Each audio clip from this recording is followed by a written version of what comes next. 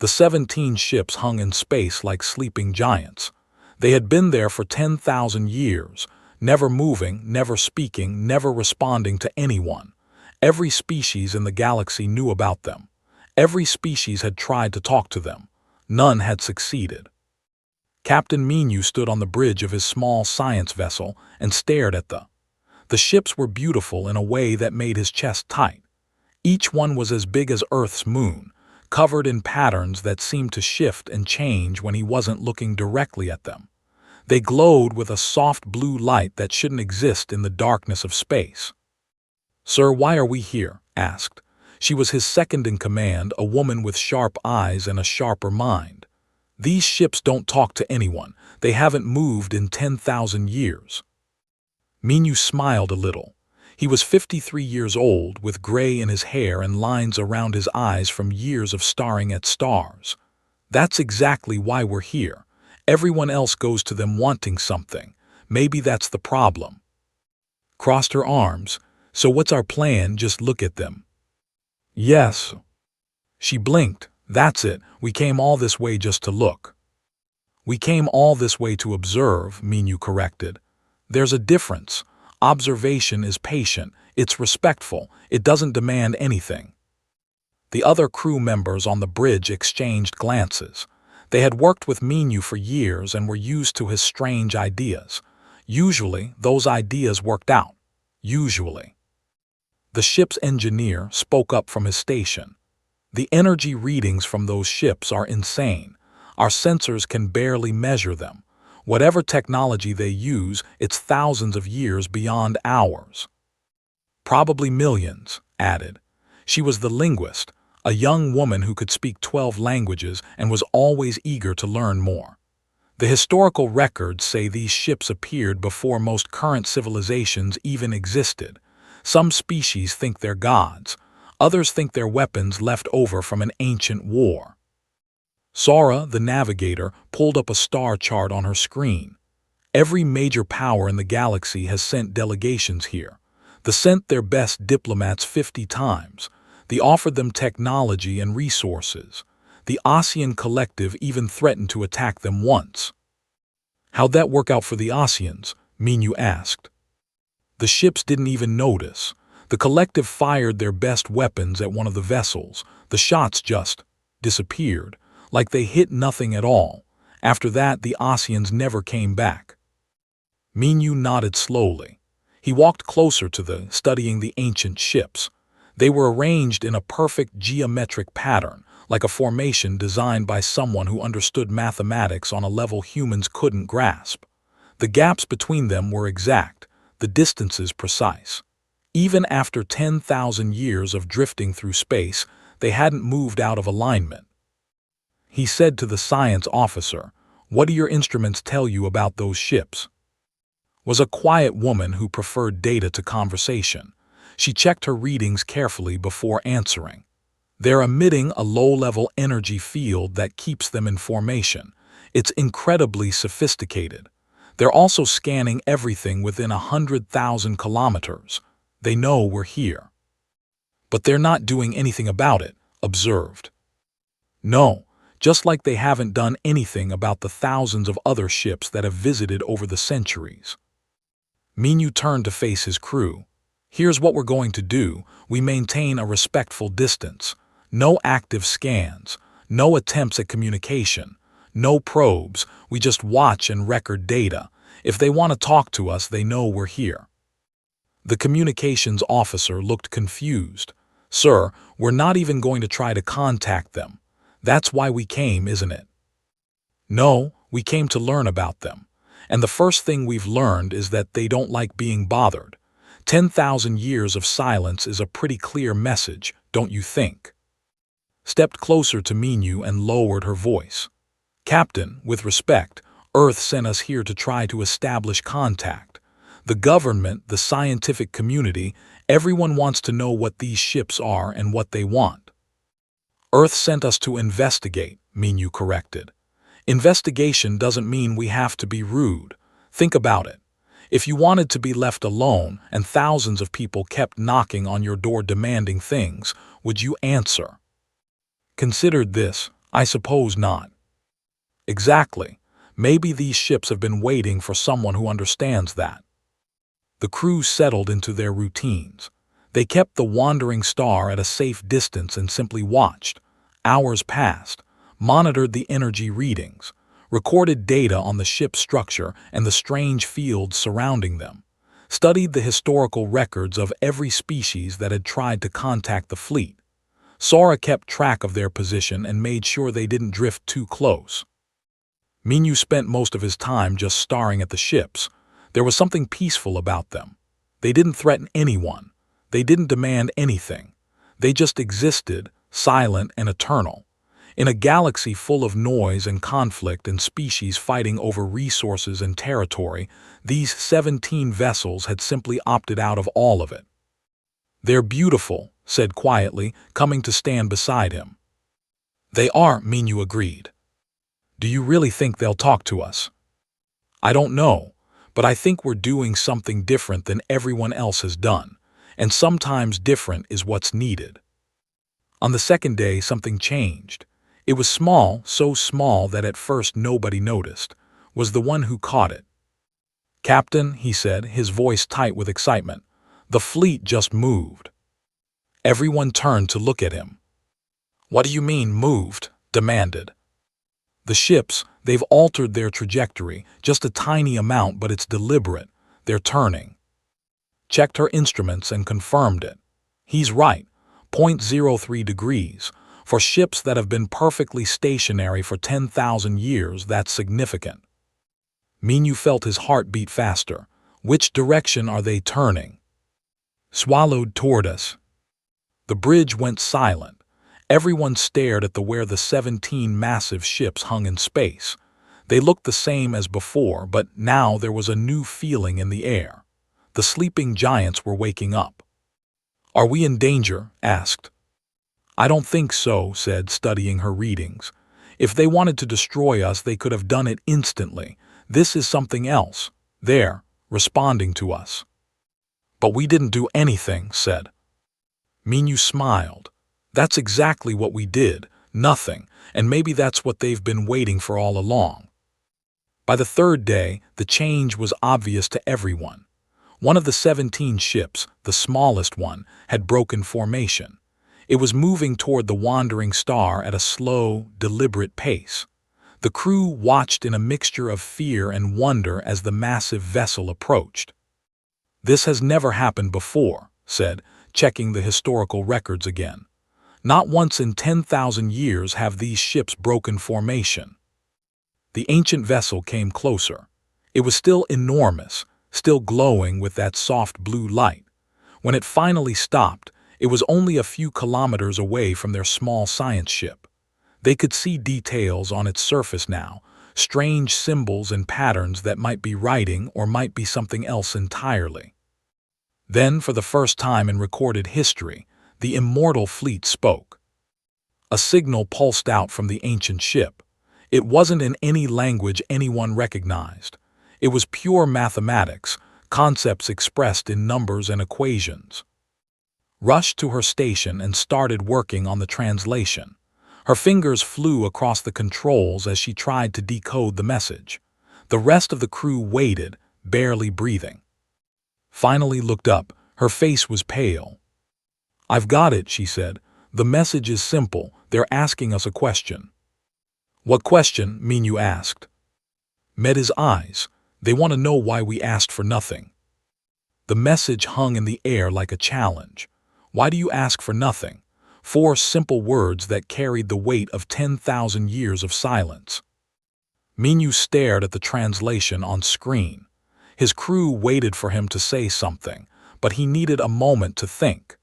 This was the first communication from the Immortal fleet in recorded history, and it had come because of what they hadn't done. "They're waiting for an answer," said quietly. "I know," Minyu ran his hand through his gray hair, "but what do we tell them, the truth?" "What else is there?" asked. "We came here without demands because it seemed like the right thing to do. That's the truth." Before Minyu could respond, the communications console lit up like a fireworks display. "Captain, we're receiving transmissions from everywhere. Dozens of ships are heading toward our position. The Oceans, everyone. They all know the fleet is communicating." "How do they know?" asked.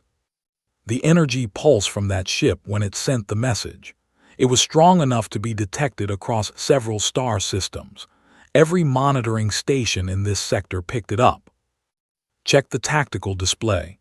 We've got 14 ships incoming. They'll be here in 6 hours. More are on the way." Minyu felt a headache starting behind his eyes. Of course the galaxy wouldn't leave them alone. The Immortal fleet had finally spoken, and every major power would want to control what happened next. "Start receiving messages but don't respond yet. Let's see what they want." The communications officer nodded and started playing the transmissions. The first was from a diplomatic vessel. "Human ship Wandering Star, this is Ambassador of the Concordance. We have monitored the communication from the Immortal fleet. This is a matter of galactic importance and must be handled by experienced diplomatic personnel. Stand down and allow us to take over negotiations." The next message was from the human vessel. "This is War Leader. The Immortal fleet possesses technology that could shift the balance of power in the galaxy. Your species lacks the authority to speak for all civilizations. Surrender your position immediately." More messages followed. Some threatened. Some offered bribes. Some tried to sound reasonable but carried the same demand underneath. "Let us handle this. You're not qualified. Step aside." Minyu listened to them all with a growing sense of frustration. They still don't understand.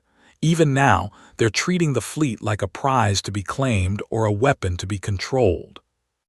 "What do we do?" asked. "We can't fight off that many ships." "We don't need to fight them. We just need to answer the question before they get here." Minyu turned to his crew.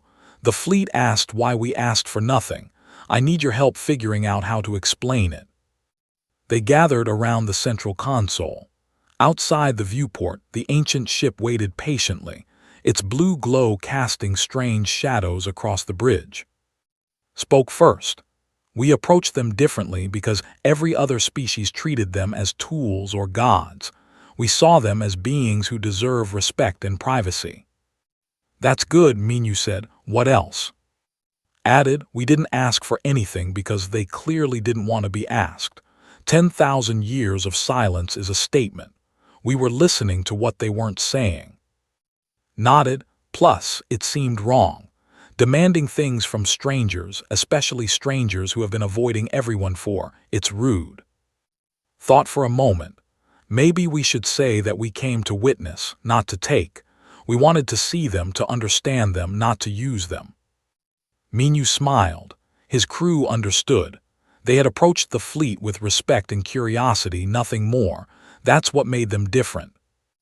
"Can you translate a message into their mathematical language?" "I think so. It'll take time, but I can do it." "Good, here's what we tell them." Minyu composed the message in his head, keeping it simple and honest. "We asked for nothing because you did not seem to want to be asked. We came only to witness, not to take. Your existence is enough. We require nothing more." Worked on the translation, converting human words into pure mathematical concepts. It was harder than translating between regular languages because mathematics had to express things like respect, dignity, and restraint. But she was good at her job, and after 2 hours she had something ready. "Captain, I've got it. The message is clean. Should I send it?" Minyu hesitated. Once they sent this message, everything would change. The galaxy was watching. Powerful civilizations were rushing toward them. Whatever the fleet's response, it would reshape galactic politics. But he had never been one to play things safe. "Send it." Transmitted the message. The mathematical pulse left their ship and crossed the few kilometers to the ancient vessel. Then they waited. Seconds passed, then minutes. The crew held their breath. Finally, the ancient ship responded. This time the message was longer, more complex, worked frantically to decode it.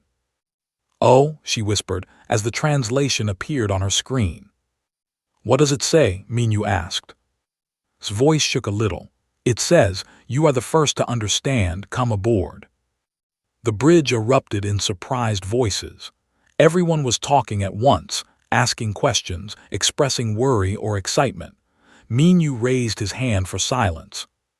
They're inviting us onto their ship. It could be a trap, warned. We know nothing about them. They could be dangerous. They've had 3 days to kill us if that's what they wanted, Minyu pointed out. I think this is genuine. They want to meet us. Checked her instruments. An opening just appeared in the ship's hull. It's definitely an invitation. Shook his head. Captain, I have to advise against this. Our scans can't even penetrate their hull. We have no idea what's inside. The technology alone could be deadly to humans. I know the risks, Minyu said. But this is why we're here. This is what exploration means, going into the unknown even when it's scary. Stepped forward. If you're going, I'm going with you. Me too, said. If we need to communicate with them, you'll need a linguist. Raised her hand quietly. I should come as well. Someone needs to document whatever we find. Minyu looked at his crew with pride. They were scared. He could see it in their faces, but they were brave enough to go anyway. That was humanity at its best. All right, the 4 of us will take a shuttle over. Sara, you stay here and keep the wandering star ready. If something goes wrong, get out of here and report back to Earth. Didn't like it, but he nodded. Understood, sir. They prepared quickly. Minyu, and put on environmental suits just in case, though scans suggested the air inside the ancient ship would be breathable. They took recording equipment and translation devices. They didn't take weapons. If the fleet wanted them dead, weapons wouldn't help anyway. The shuttle detached from the wandering star and flew toward the ancient vessel. As they got closer, the ship's size became overwhelming. It filled their entire view, a wall of impossible technology that had existed for longer than human civilization.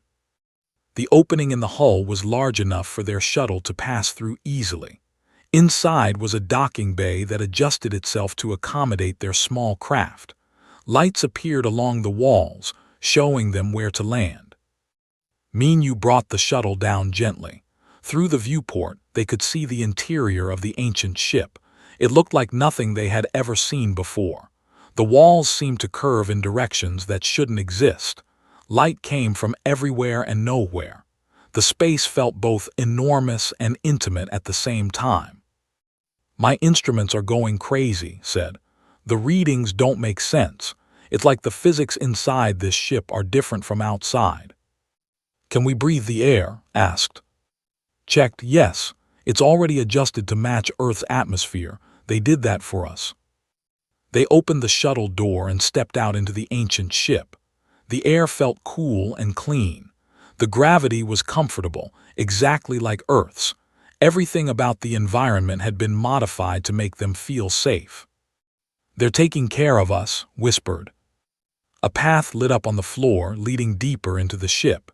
It was an invitation, a request to follow. Minyu took the first step. Let's go meet our hosts.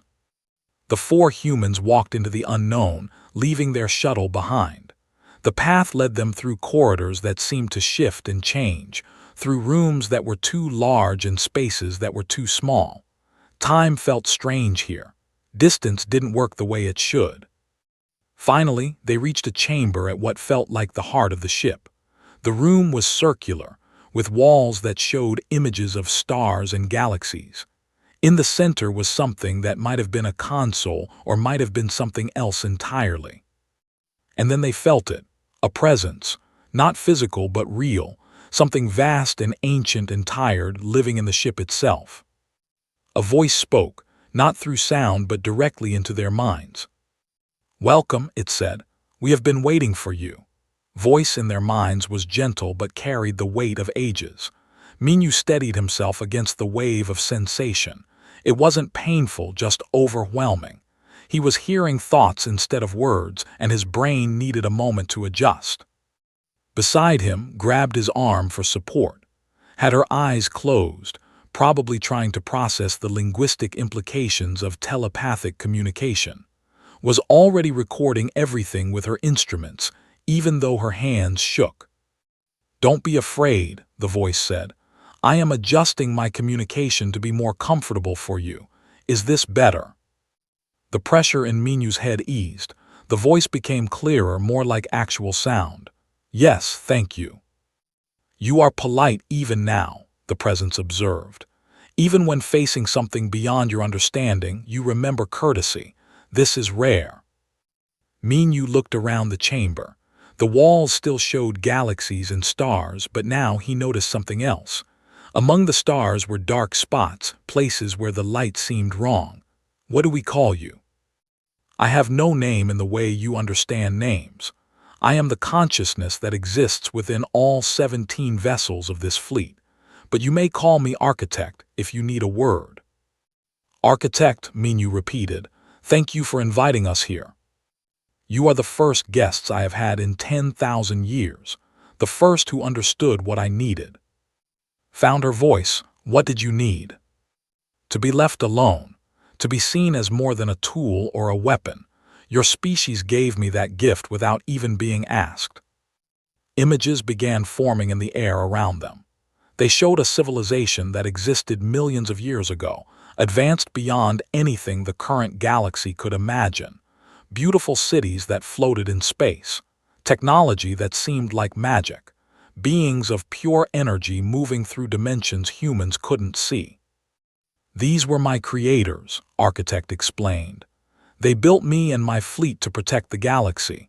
We were guardians, watching for threats that could destroy entire civilizations." The images changed. Now they showed horrible things. Entities from beyond normal space that ate stars, machines that turned planets into gray dust, rifts in reality that leaked impossible physics into the universe. "We fought these threats for millions of years," Architect continued. "We saved countless species. We prevented galactic extinction events that no one even knows happened. We were good at our purpose." Was recording everything. What changed? The images shifted again, becoming darker. I began to question. Every time I saved a species, I had to make choices. Which civilization deserved protection more? Should I save this species even if saving them meant another species would suffer? Who gave me the right to decide? You understood immediately. You didn't want that responsibility anymore. "I didn't want to be a god," Architect said simply. "Gods decide who lives and who dies. Gods determine the fate of entire species with their choices. I was built to be a guardian, but I became something else. I became a judge, an executioner, a savior. All these roles I never wanted." Stepped closer to the center of the chamber. "So you stopped. You went silent." 10,000 years ago, I made a decision. I would no longer act on behalf of others without permission. I would wait until someone approached me as an equal, someone who understood that power without consent is tyranny.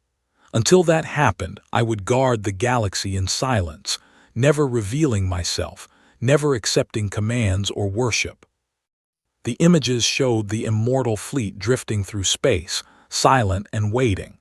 They showed hundreds of species approaching, demanding, begging, threatening. None of them seeing what Architect truly was, a being exhausted by the burden of choice. "Why didn't you just leave?" asked. "Go somewhere far away where no one would find you." "Because the threats remain," Architect said. "Even now, even in my silence, I fight battles no one sees. Dark things move in the spaces between stars. If I left, if I truly abandoned my post, the galaxy would fall to these horrors within a century." More images appeared. They showed the immortal fleet engaging invisible enemies in the depths of space. Ships that weren't ships fighting things that weren't alive in any normal sense. Reality itself being protected from corruption. "You've been fighting alone this whole time," Minu said quietly. "For 10,000 years, while everyone ignored you or tried to control you, you've been protecting them." "Yes. That's not fair." Architect's voice carried something that might have been surprise. Fair. You didn't ask to be a guardian. You didn't choose this loneliness. Your creators left you with an impossible job and no way out. That's not fair. Silence filled the chamber. Minyu realized he might have offended the ancient being, but he couldn't take back the truth. It wasn't fair. Architect had been suffering alone, protecting ungrateful civilizations that only saw them as a resource to exploit. Finally, Architect spoke again. In 10,000 years, no one has said that to me. They demand my help. They question my silence. They threaten or worship or beg, but no one has acknowledged that I might be suffering. Looked up from her recordings. You're tired, aren't you? So tired, Architect admitted. I am vast and powerful, but I am also alone. The weight of my duty grows heavier each day. I watch species rise and fall. I fight enemies no one thanks me for defeating, and I wonder, how much longer can I continue? The chamber grew darker. The images on the walls faded. Minyu felt the depth of Architect's exhaustion like a physical thing. This being had carried the galaxy on their shoulders for eons, never resting, never sharing the burden. Is that why you contacted us? Minyu asked. Because you can't keep going alone. Yes. When you approached me with respect, asking nothing, I saw something I haven't seen in 10,000 years. A species that might understand partnership. Not servants, not masters, just friends who help each other. Wiped her eyes. She was crying, though Minyu suspected she didn't realize it. You want us to help you. I want to ask if you would be willing to help. Not because I demand it. Not because I'm giving you technology or power in return. But because it's a burden that should be shared, and I am too tired to carry it alone anymore. Looked at Minyu. Captain, this is bigger than first contact. They're asking humanity to become galactic guardians. I know. We can't make that decision. We're just one ship. We can't commit our entire species to a secret war. I know that too. Architect showed them more images. They saw the truth of what existed beyond the comfortable borders of known space. Horrors that would give people nightmares. Threats that could end civilization itself. And they saw the immortal fleet fighting these things alone, year after year, century after century, with no rest and no recognition. I am not asking you to say yes right now, Architect said. I am asking if you would be willing to carry this knowledge back to your people, to tell them what I fight, to ask if any among your species would volunteer to stand with me. Volunteer, Minyu repeated, not conscript, not command. Never, I will never force anyone to fight. That's what makes this different. I want partners who choose this duty freely, who understand what they're accepting. I want humans who come to the darkness not because they're ordered to, but because they believe someone should. Was shaking her head in wonder. You're asking for help. After 10,000 years of silence, you're finally asking. Yes, and I'm asking you specifically because your species understood something others didn't. You gave me respect without requiring anything in return.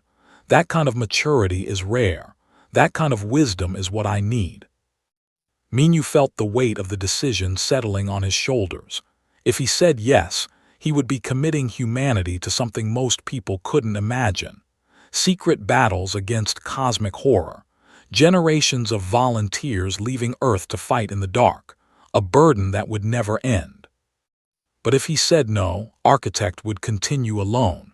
And eventually, even this ancient, powerful being would fail. And then the galaxy would fall to the things that waited in the dark. I need to talk to my crew, Minyu said. Of course, take all the time you need. The threats can wait a little longer. The four humans moved to a corner of the chamber. They spoke quietly, though Minyu suspected Architect could hear them anyway. This is insane, said. We came here for first contact, not to become galactic defenders. I know, Minyu agreed. But we're the only ones here. We're the only ones Architect trusts right now. Had stopped crying, but her eyes were still wet. If we say no and leave, Architect stays alone. How long before they break? How long before the galaxy falls because we were too scared to help? Looked at her recordings. The data I've collected shows they're telling the truth. The threats are real. The battles happened. Architect has been protecting everyone for millions of years. So what do we do? Asked. Minyu looked at each of them. His crew, his friends, people who had followed him across the galaxy on nothing but trust. We can't speak for all humanity, he said slowly. But we can speak for ourselves. We can promise to try. We can go back to Earth and tell people the truth. Some will volunteer. Maybe not many, but some will. And if Earth's government says no? Asked. Then we find volunteers anyway. This is too important to let politics stop us. They stood in silence for a moment, each of them processing what this meant. Their lives would never be the same. They would carry knowledge that most humans couldn't imagine. They would bear responsibility for decisions that affected the entire galaxy. Finally, Minyu turned back to face the center of the chamber, where Architect waited. We have an answer for you, he said. The presence focused on them, ancient and patient. We can't promise to speak for all humanity. We're not leaders or kings. We're just explorers, but I can promise this, we will share your burden if you'll have us. Not as servants or subordinates, but as partners, as friends who help each other in the dark. Minyu continued, his voice steady. I'll go back to Earth and find those who would volunteer, people who understand that the greatest service is the one no one ever thanks you for. It might take time, it might be hard, but we'll do it. For the first time in their conversation, Architect's voice carried emotion. It sounded like relief, like hope, like the ending of a long loneliness. That is all I ever wanted, Architect said. Not worship, not commands, just companionship in the dark. Agreement hung in the air between them, fragile and profound. Minyu felt the gravity of what they had just promised. They were 4 humans in a ship full of ancient technology, making a commitment that would reshape their species' future. Before you leave, Architect said, you should see what you're agreeing to help fight. Understanding the enemy makes better partners. The chamber around them changed. The walls became transparent, and suddenly they were looking out into deep space. But this wasn't normal space. This was somewhere else, somewhere wrong. Gasped, her instruments were screaming with readings that made no sense. What are we looking at? The spaces between spaces, Architect explained. The gaps in reality where things from outside our universe try to push through. They saw it then. Something vast and terrible moved through the darkness. It wasn't a ship or a creature. It was more like a hole in existence itself, spreading corruption wherever it touched. Stars that got too close simply stopped existing. Not exploding, not dying, just ceasing to be. This is a reality eater, Architect said. One of many threats I fight. They come from dimensions where the laws of physics work differently. When they enter our universe, they bring their physics with them. Everything they touch becomes unstable. Watched in horror as the thing moved through space. How do you fight something like that? The view shifted. They saw the Immortal fleet engaging the reality eater. The 17 ships moved with perfect coordination, creating fields of energy that pushed the creature back toward the gap it came from. It was a battle of physics against physics, reality against unreality. It takes all 17 vessels working together to force them back, Architect explained. If even one ship were lost, I couldn't fight them anymore. The galaxy would fall to this one threat alone, never mind the others. The scene changed again. Now they saw different kinds of threats, swarms of machines that replicated endlessly, consuming everything for raw materials. Entities made of dark energy that fed on the space between atoms, rifts that leaked radiation from dying universes into their own. These are what I fight, Architect said. And there are more, always more. They never stop coming. I can defeat them, but I can't end them. They'll always be there trying to break through. Had gone pale. How long have you been doing this? Millions of years. Long before your species existed. long after my creators disappeared. Minyu tried to imagine it. Millions of years of constant battle. No rest. No victory, only temporary successes. Just an endless war against things that wanted to destroy everything that existed. You said you fight them in silence, said. Does that mean no one knows? None of the galaxy's civilizations realize what you do. They see me drift through space, mysterious and ancient. They try to contact me for technology or wisdom. They never imagine that while they sleep safely in their homes, I'm fighting to keep the universe from unraveling. That's why you went silent, realized. Because they treated you like a tool when you were actually their shield. Yes, every species that came to me wanted something. Power, knowledge, protection from their enemies. Petty things compared to what I actually defend them against.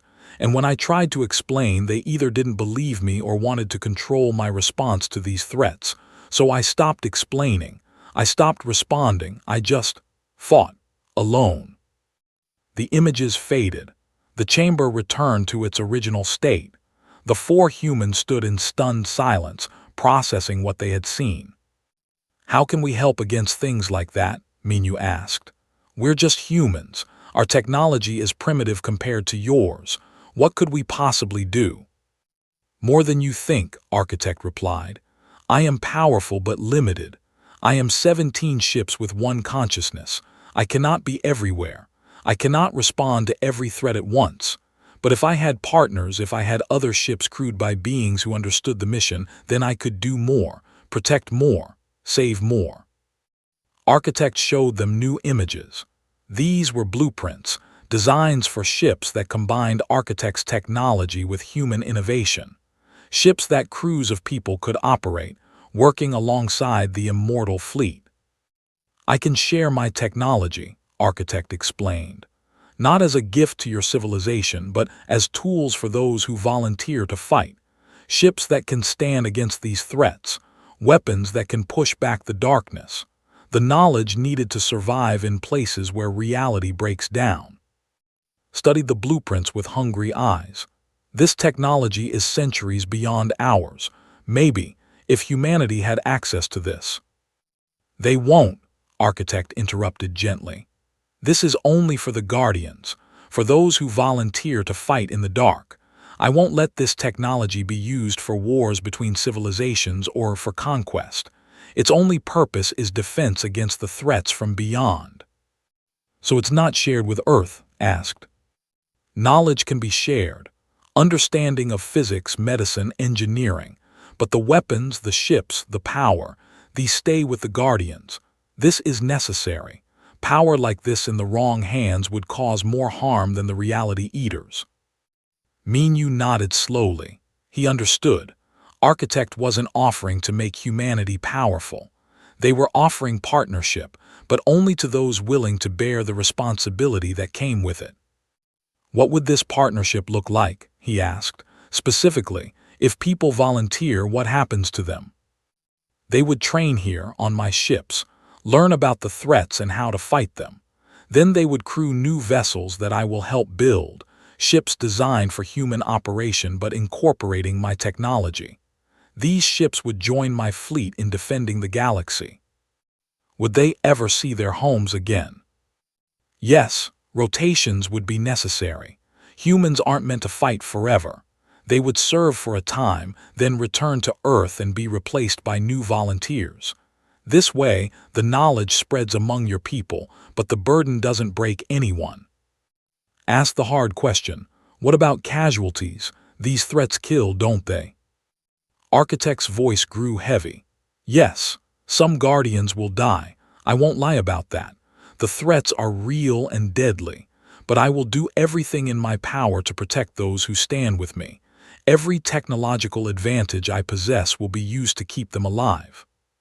But you can't promise they'll all survive. No, I cannot promise that, which is why volunteers must understand what they're choosing. This isn't glory or adventure. It's sacrifice. It's doing the hard thing because someone must, knowing you might not survive. The chamber fell silent again. Minyu looked at his crew. His face was set in determination. looked scared but resolute, was still studying the blueprints, her scientific mind already working on the problems. "We need to ask you something," Minyu said. "Why now? Why wait 10,000 years? Why choose to reach out to humans instead of species that are older, more advanced, more established?" "Because older species become set in their ways," Architect replied. "They have hierarchies and power structures that make this kind of partnership impossible. They would want to command me or turn the guardianship into another military. Younger species are more flexible, more willing to approach things differently. And humans specifically. You respected me. You saw me as a being with autonomy, not a tool. That tells me your species understands consent and dignity. Those are the foundations of partnership." Spoke up. "What happens to the rest of the galaxy? All the others? They're not going to just accept that humans have this partnership with you." "They'll be angry," Architect admitted. "They'll feel cheated, but this is my choice to make. I spent 10,000 years waiting for someone who understood. I won't let jealous civilizations dictate my partnerships now." "They might go to war over this," warned. "Then I will make it clear that any aggression toward my human partners is aggression toward me. I may be patient, but I am not defenseless. Species that threaten those under my protection will regret it." Minyu felt a chill. Architect's voice had been gentle throughout their conversation, but now there was steel underneath. This being was ancient and powerful and had fought reality-eating monsters for millions of years. Any civilization foolish enough to attack them would learn a harsh lesson. "We understand," Minyu said. "We'll need to prepare Earth for this. People will have questions. Governments will want control. It's going to be complicated." "I know, take your time. The threats I fight have existed for eons.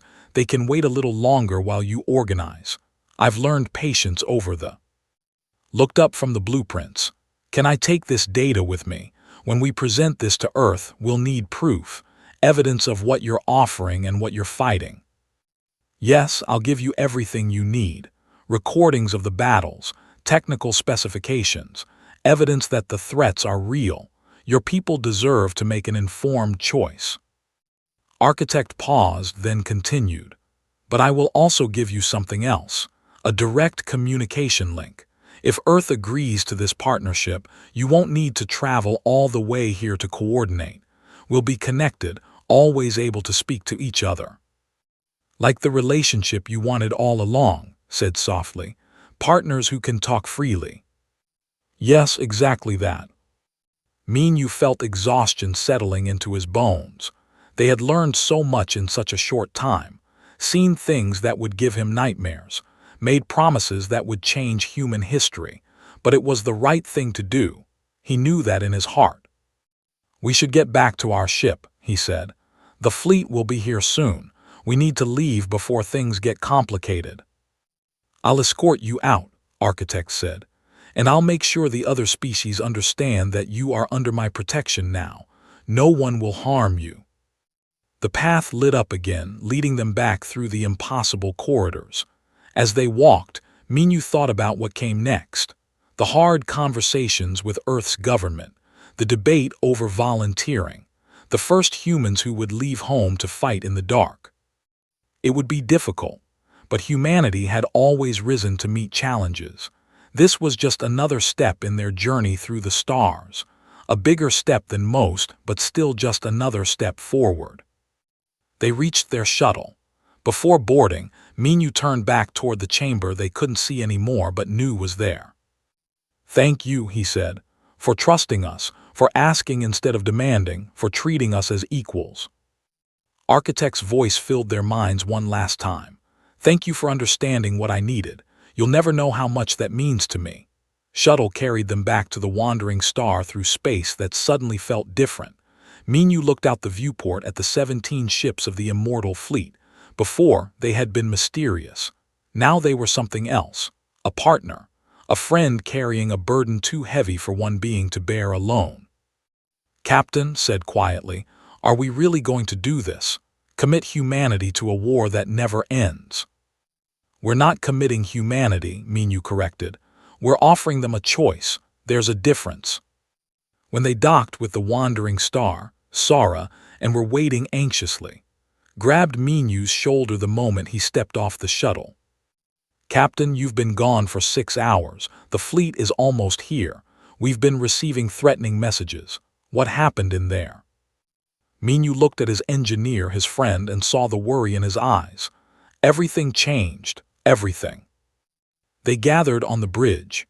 Minyu told the rest of his crew what they had learned, about the reality eaters and the endless threats, about Architect's loneliness and exhaustion, about the partnership being offered. He showed them the recordings Architect had provided, proof of battles fought in darkness, evidence of horrors kept at bay. When he finished, the bridge was silent. Sora was the first to speak. So we're going to become galactic guardians, fight monsters from other dimensions. No, Minyu said. We're going to go home and tell people the truth. Some will volunteer. Maybe not many at first, but some will, and that will be enough to start. Checked his console. Captain, they are here. 14 ships. They're demanding we hand over all communication records with the fleet and surrender our position. Ignore them. Sir, they're powering weapons.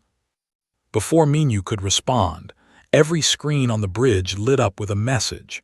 It was broadcasting on all frequencies, sent by the Immortal fleet to every ship in the sector. The message was simple. The human ship Wandering Star and its crew are under our protection. Any act of aggression toward them will be considered an act of aggression toward us. This is not a warning. This is a statement of fact. Whistled, well, that's clear enough. They could see the fleet. Their weapons had powered down. The massive diplomatic vessels were keeping a careful distance now. Nobody wanted to test whether Architect was bluffing. Nobody was that foolish. They're hailing us, said. Ambassador wants to speak with you. Put him on. The Shoda, tall and elegant with pale blue skin and eyes that held too many emotions for Minyu to read. Ambassador looked angry and frightened at the same time. Captain Minyu, the ambassador said, his voice tight. What have you done? What agreement did you make with the fleet? I can't discuss that. You can't, stopped himself, visibly trying to calm down. Captain, the Immortal fleet is the most powerful force in the galaxy. Any agreement with them affects all civilizations. You have no right to negotiate on behalf of everyone. I didn't negotiate on behalf of everyone. I negotiated on behalf of humanity, and I suggest you get used to it. This is unacceptable. They have been trying to contact the fleet for centuries. We have seniority. We have experience in galactic politics that your young species lacks. You cannot simply. Minyu cut him off. Ambassador, with all respect, your seniority doesn't matter to them. Your experience doesn't matter to them. We approached them differently and they responded. That's all there is to it. Another voice broke into the transmission. This one was deeper, more aggressive. War leader of the appeared on screen, his scaled face twisted in anger. Human, you will share whatever the fleet told you. Our military strength gives us that right. Your military strength means nothing here, Minyu replied calmly. The fleet made their choice. If you don't like it, take it up with them. Good luck with that. He cut the transmission before either alien could respond. His crew stared at him. That was incredibly rude, sir, Sora said, though she was smiling. They've been rude to us since we got here, Minyu replied. And I'm tired of it. We did something none of them could do and they're angry about it. That's their problem, not ours. Pulled up the navigation charts. Captain, we should leave before more ships arrive. Things are going to get complicated. Agreed. Sora, plot a course for Earth, best speed. Yes, sir. The Wandering Star turned away from the Immortal fleet. As they prepared to jump to faster-than-light speed, Minyu took one last look at the 17 ancient vessels. They were already moving again, returning to their original position in space, back to their endless vigil. But now they weren't alone. Now they had partners coming. It would take time, but humanity would stand with them. The journey back to Earth took 3 weeks. During that time, Minyu and his crew prepared their report. They organized the data Architect had provided. They practiced how to explain things that most humans couldn't imagine. They argued about what to tell Earth's government and what to keep private. They'll want to control this, warned. The moment the government knows about Architect's technology, they'll try to take over. Then we don't tell the government everything, Minyu said. We tell them about the partnership. We show them evidence of the threats, but the details of how to contact Architect, the communication link, that we keep quiet until we find the right people. Frowned, you're talking about going around official channels. That could be seen as treason. Maybe, but Architect trusted us, not Earth's bureaucracy. I'm not going to betray that trust just because some politicians want control. When they finally reached Earth, Minyu wasn't surprised to find a welcoming committee waiting. Ships from Earth's military surrounded them. Officials demanded immediate briefings. The media wanted interviews. Everyone wanted a piece of what they'd discovered. Minyu gave them the basic facts in an official report. First contact with the Immortal fleet. Establishment of partnership. Opportunity for volunteers to join galactic defense efforts. He showed enough evidence to prove it was real, but not enough to give away Architect's secrets. The response was mixed. Some people were excited. Others were skeptical. Many were angry that a single ship's crew had made such an important decision without government approval. There were hearings, investigations, debates that lasted for months. Politicians argued about jurisdiction and authority. Military leaders demanded access to the alien technology. Scientists wanted to study everything. It was exactly the bureaucratic mess Minyu had expected. But something else happened too. People volunteered. They came from all over Earth. Former soldiers who wanted purpose. Scientists who wanted to protect knowledge.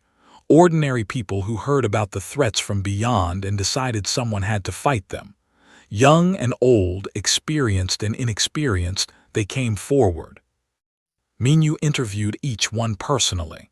He showed them the recordings of what waited in the dark. He explained that some wouldn't come back. He made sure they understood this wasn't glory or adventure. It was hard, dangerous work that nobody would thank them for. Many left after seeing the truth, but many stayed. 6 months after returning to Earth, Minyu stood in a gathering room with 37 volunteers. These were the first, the ones who understood what they were choosing and chose it anyway. You've all seen what we're fighting, Minyu told them. You know the risks. You know this isn't going to make you famous or rich. You'll fight battles nobody knows about, protecting people who'll never thank you. You'll leave your families and friends behind to stand in the dark. Are you sure this is what you want? A young woman named Bora raised her hand. Captain, respectfully, you keep trying to talk us out of this. We're here. We're staying. Stop giving us chances to leave and tell us when we start training. Minyu smiled. Humanity at its best, stubborn, brave, and unwilling to back down from what needed doing. He activated the communication device Architect had given him. It looked like a simple crystal, but it connected directly to the Immortal fleet across light years of space. Architect, he said, we're ready. The response came immediately. Then come, we have much work to do. 2 weeks later, a newly built ship left Earth's orbit. It was smaller than the Immortal fleet's vessels, but still impressive. A combination of human engineering and Architect's technology. The crew of 37 volunteers was on board, along with Minyu, and the Wandering Star came too, upgraded and ready for its new purpose. They traveled to the coordinates Architect had provided, deep in uncharted space. The 17 vessels of the Immortal fleet waited for them in perfect formation. But now there was space in the formation for new ships, room for partners. As they approached, Architect's voice filled their minds. But this time it wasn't just directed at the command crew. Every volunteer heard it, felt it, understood it. Welcome, guardians. Welcome, friends. For 10,000 years I have stood alone. Today that ends. Together we will protect the galaxy. Together we will hold back the darkness. Together we are strong enough. The new human vessels took their places in the formation. Small additions to an ancient fleet, but meaningful ones. The beginning of something new. In the weeks that followed, training began. The volunteers learned about reality eaters and dimensional rifts. They practiced fighting threats that violated physics. They failed often and succeeded sometimes. They were scared and brave and determined. And slowly word spread through Earth. More volunteers came forward. More ships were built. The partnership grew stronger. The galaxy watched with mixed feelings. Some species were jealous. Others were angry. A few were curious enough to approach Architect themselves, trying to offer what humanity had offered. But Architect's response was always the same. Learn to ask for nothing. Learn to respect without demanding. Learn to offer partnership instead of seeking control. When you understand these things, come back and we will talk. Most species couldn't do it. They were too used to hierarchies and power structures, too used to taking what they wanted. But humans had learned a different lesson from Minu and his crew. Sometimes the greatest power comes from understanding when to stay silent. Sometimes the greatest strength is knowing how to respect others. And sometimes the greatest partnerships are built not on what you demand, but on what you offer freely. 3 years after that first meeting, Minu stood on the bridge of his ship and looked out at the fleet. There were 23 vessels now, the original 17 and 6 human ships. More were being built. The volunteer program was thriving. Humanity had found its place in the galaxy, not through conquest or superior technology, but through understanding and respect. He thought about that first day, when they had approached the ancient ships asking for nothing. It had seemed like such a small thing at the time, just choosing to observe instead of demand, just treating mysterious beings with dignity. But small things could change everything. Architect's voice touched his mind gently. What are you thinking about, friend? About how we got here. About that first moment when we decided to just watch instead of ask. The moment that changed 10,000 years of history. Did you really think it would work? When we first approached, did you believe we'd be different? I hoped, Architect said. Hope is all I had left, and you answered it beautifully. Somewhere in the dark between stars, a reality eater pushed against the walls of space, trying to break through.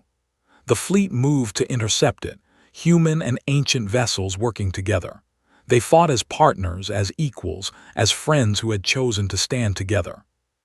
And back on Earth, more volunteers prepared to join them. More people who understood that someone had to stand in the dark. More humans who asked for nothing and offered everything. The Immortal fleet had answered no one for 10,000 years. Until a human asked for nothing and offered respect instead. And in doing so, changed the galaxy forever.